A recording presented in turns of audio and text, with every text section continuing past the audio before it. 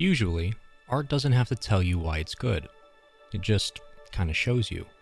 Through an enchanting hum of colors and sequences, you may even feel elevated in ways that only good art seems to understand. It doesn't have to take much, and sometimes just a little will do its job. That's kind of the point, isn't it? To be moved unexpectedly. In simple terms, Blue Eye Samurai is art. It is also everything right with the glorification of violence. Cultural, socioeconomic, historical, and by all means, visual. It is never a bridge too far, nor an idea too convoluted. But here's the thing. In order for a break from the normal Star Wars or Marvel essays I share here to this community, a project needs to strike a chord with me beyond its filmmaking particulates. For this, I revert to the comparable atmospheres. That is to say, the through lines that exist regardless of genre that are reminiscent of some of Marvel or DC's or Star Wars' greatest contributions. I look for things that are as inspirational as they are extractable. Things that will change me without cost or consideration. I needn't just be moved by it, but connected to it within the same atmospheres of storytelling I've based this channel off of. High fantasy and science fiction always get the nod, and rightfully so. It's what I know best. But sometimes the gaps between the IPs leaves just enough room for something different, something truly worth discussing. In simple terms, Blue Eye Samurai is what The Last of Us 2 never was. For me, anyway.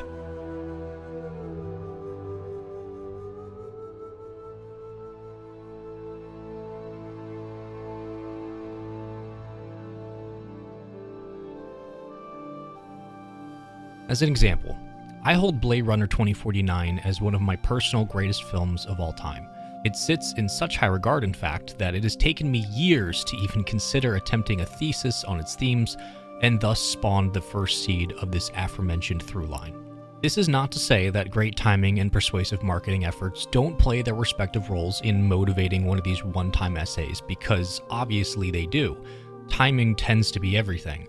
But I would be ever more disillusioned with their percentage of the creative responsibility had it not been for the incessant excellence and undeniable breath of fresh air that one passionate season of calculated brushstrokes has seemingly accomplished. And given that it just concluded its first season, the timing has never felt better. The great American poet Dr. Dre once said, "Would you look over Picasso's shoulder and tell him about his brushstrokes?" And I am nothing if not a man who listens to medical professionals, so trust me for a moment. In Blue Eye Samurai, every brushstroke is exactly what it needs to be. Where Across the Spider-Verse got me was in its commitment to chaos.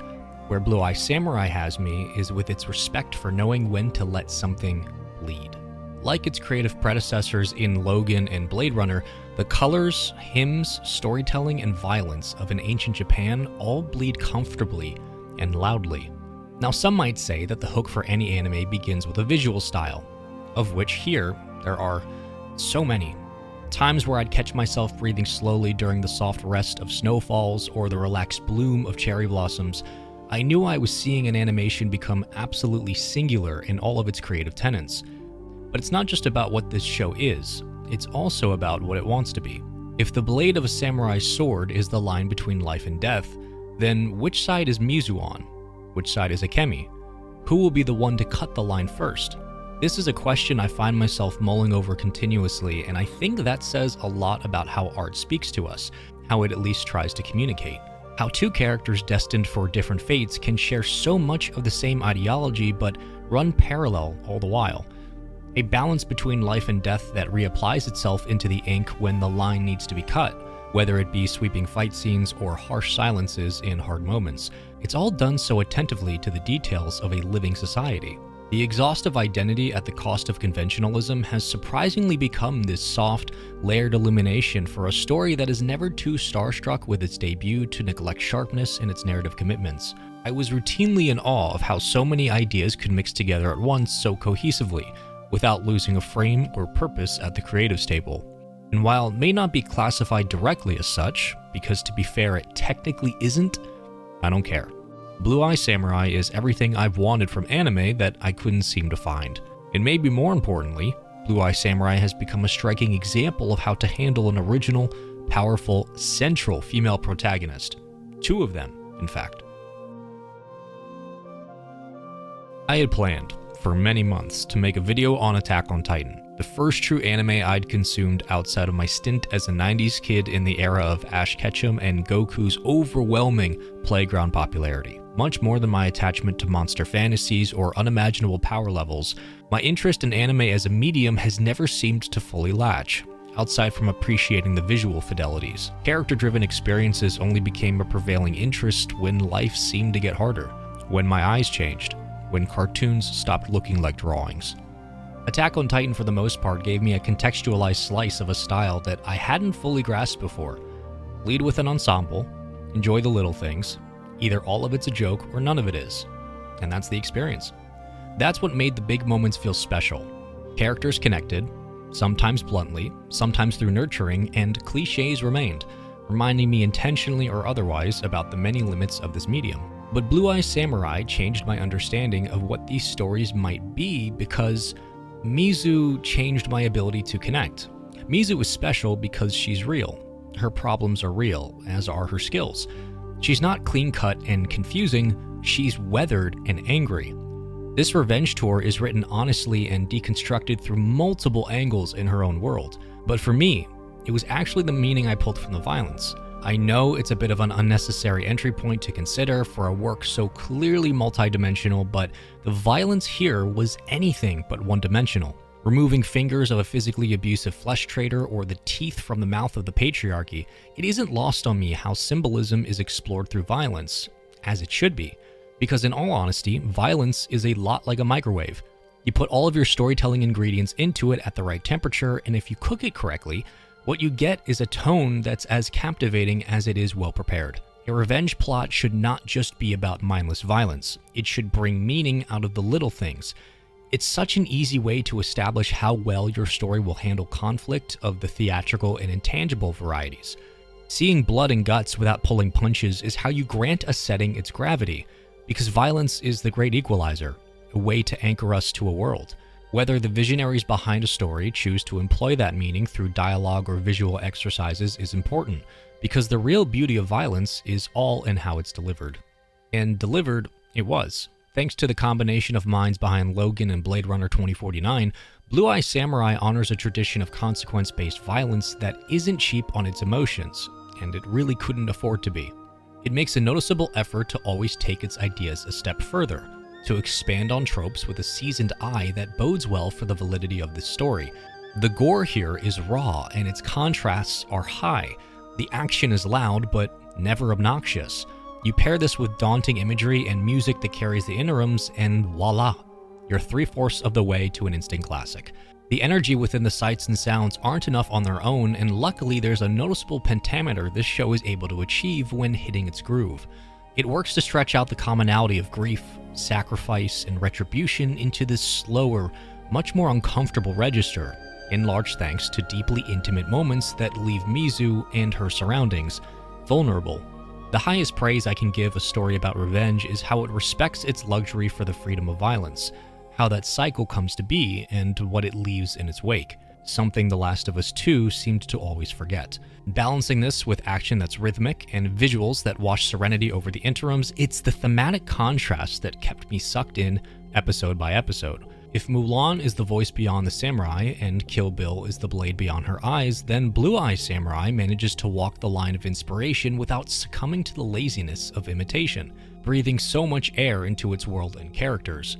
What separates a character from a protagonist is how a story unfolds because of them, how their trauma impacts others along the way.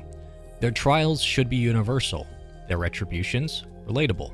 It should feel like the world puts up a challenge regardless of the outcomes for our hero, and for many of these challenges we were given a first-hand account of Mizu the protagonist and Mizu the woman. This dichotomy evolves Edo from a setting and sandbox into a breathing ecosystem. Class politics and gender stereotypes would beat on the corners of every new subplot. It really helped the world feel entirely connected and a constant obstacle in the way of Mizu's journey. These limitations added fuel to the fire and became personal, very frequently, affording us various shades of Mizu's personality without ever revealing the full hand. There was enough mystery to ask for more information and enough information to never get the clearest picture. This kind of cleverly outlined intent is some of my favorite types of storytelling, and it helps when the action is as good as it is and as violent as it needs to be to keep the promises sworn by our samurai. Whether it was the Thousand Claw Army or the Four Fangs, to Fowler and the Dojo Shindo, so many moments of utter brilliance in choreography and body blocking emphasize the respect this story has for its medium, for its influences, and it never forgot to keep the blood flowing when the stakes were highest. Mizu was always negotiating with her surroundings and problem solving along the way, becoming vulnerable and deadly, just as she needed to be. When she removed weights on her body against Taigen, it was the same feeling I had when watching Goku throw off his weights with Kami, when Levi decided to take matters into his own hands. But here the scaling felt real, and I appreciated its grounded commitment. Using the low ground as a window of opportunity to cripple the numbers, or simply connecting her weights into a naginata, this show always had an extra trick up its sleeve thanks to a robust economy of story, meaning everything came back around in larger ways to help Mizu overcome her demons and dish out vengeance with brutal authenticity. It's easy to assume that excessive violence and loud visuals will always connect for a home run swing, and to be fair, I've often enjoyed shows that sell it for less, but I feel it's important to highlight the rare moments when a team like the one behind Blue Eye Samurai creates something much more important to the world of animation into a cultural conversation around female protagonists. We need more well-written heroes like Mizu, not just because she's a strong female protagonist, which is incredibly important, but because she's an exceptionally well-written character. A great example of how to bend and bruise a warrior along their way, sometimes more psychologically than physically. We need more of those who accept the blood on their hands without the help of lazy plot armor, the ones who use the darkness of their past as a strength for the good and a compass against the bad. The ones who will slaughter an entire room of men but only lose their emotional boundaries when the casualties start coming. The ones who can make the hard decisions and persevere through hell, all the while being treated with more respect than a one-dimensional warrior. I liken it to how Ahsoka came to be, how the story always came along around her and the characters would adapt or die, but the imprints left on her world from those she touched or those she buried, they never faded. It's kind of impressive how many ways someone can write about revenge and the cost of its commitment, and yet very few stories have ever nailed it as perfectly as this has. This is all to say, unnecessarily or not, that the experience responsible for turning me from a mere anime acquaintance into Danny fucking DeVito is none other than a little painting called Blue Eye Samurai. And as always, thanks for watching.